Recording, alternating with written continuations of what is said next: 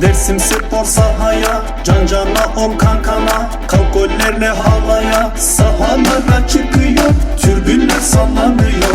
Dersim spor geliyor, yer yerinden oynuyor. Muzur gibi akarsın, rakibini boğarsın. Her zaman her yerde sen aslansın, sen aslansın. Muzur gibi akarsın, rakibini boğarsın. Her zaman her yerde sen aslansın, sen aslansın. Evet, yine Dersimspor hata başladı. Rakip oyuncuları tek tek geçiyor. Fırtına gibi esen Dersimspor kaleye yaklaşıyor. Haydi Dersim, haydi Dersim. Dersimspor gole gidiyor. Ortaya doğru bir top ve gol!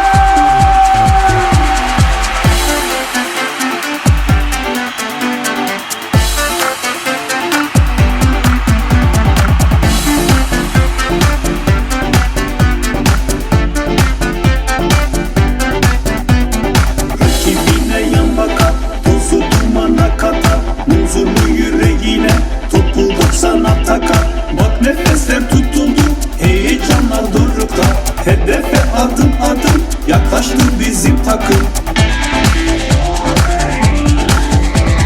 Muzur gibi akarsın, rakibini boğarsın. Her zaman her yerde sen aslansın, sen aslansın. Muzur gibi akarsın, rakibini boğarsın. Her zaman her yerde sen aslansın, sen aslansın. Muzur gibi akarsın, rakibini boğarsın. Her zaman her yerde sen aslansın, sen aslansın. Muzur gibi akarsın, rakibini boğarsın. Her zaman her yerde sen aslansın, sen aslansın. Muzur gibi akarsın, rakibini boğarsın. Her zaman her yerde sen aslansın, sen aslansın. Muzur gibi akarsın, rakibini boğarsın. Her zaman her yerde sen aslansın, sen aslansın. Muzur gibi akarsın, rakibini boğarsın.